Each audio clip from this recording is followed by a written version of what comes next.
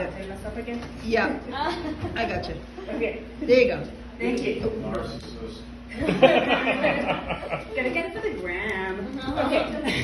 Hi, everybody. I'm Julie Nye, and you may be able to tell I've got a little bit of an accent. But don't worry, there's not too much of it left. Because I'm from Birmingham, England, originally. But I've been here a while, so I've lost a lot of my accent. You'll be able to understand me. And the reason I say this is another person from Birmingham, England is Ozzy Osbourne. Yeah, you know who Ozzy is. So if I hadn't lost my accent, this entire set would sound like this. Well, I don't really know where I put my guitar. I can't find it anywhere. Now I'm looking for it really hungry. I want a burrito. Sharon! So you're welcome. Actually, I thought I might do a little bit about accents. So I'm not supposed to do this, but I'm going to ask, how many accents do you think there are in the UK? 100. 100, okay. One. Yeah, there we go. So most of the time people think it's like one or two, right? But I'm going to prove to you that it is probably close to, it's probably north of 100, but I'm not going to go through 100, but I'm going to go through some of them and prove to you that there are other accents in the UK and you actually know them. So this will be educational. Who knew? So Birmingham, which is where I'm from originally, it kind of sounds like, thank you, I'm a bit louder now, it kind of sounds like you've got a cold and you doze all the time, right? So, and somebody famous is Ozzy Osbourne, obviously. But there's also a place where if you don't have COVID, and your cold kind of morphs to the back of your throat, and becomes more of a Mucinex issue, and that's Liverpool. Because then you've got this phlegm kind of thing going on the back of your throat, and you know the accent from Liverpool because that's where all the Beatles were from, right? So you know that one. And not far from Liverpool is a place called Manchester. Manchester, not Manchester, Maine, or Manchester, New Hampshire. Manchester, England, the original one. And Manchester, England has very flat vowels, so everything's super flat like that.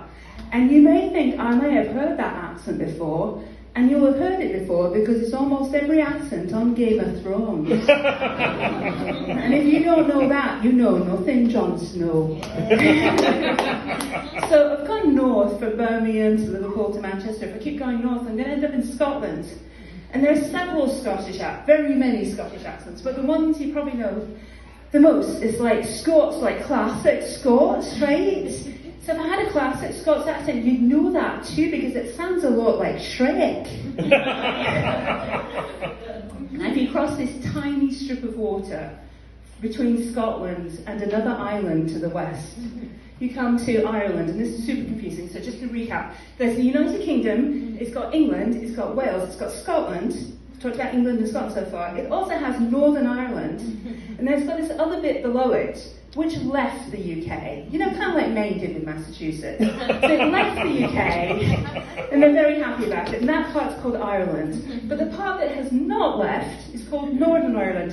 And in Northern Ireland, they have kind of, you have this very angry accent because they're still kind of mad about it. But if you go down to Ireland proper, it's a nice soft accent. So there it's much nicer, right? That's the Irish accent. But again, very different than the Scots, such as Shrek. So I just want to point that out. Okay? So we come back over to the English part of the United Kingdom. Before we get there, we have to go through Wales. And Wales is the one part, and you feel a much-travelled lady.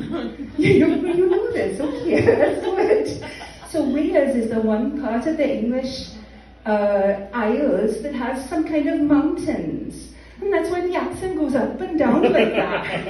Now, they're not mountains like over here, they're kind of little hills, but you know, it's teeny tiny islands, you know, what are we going to do?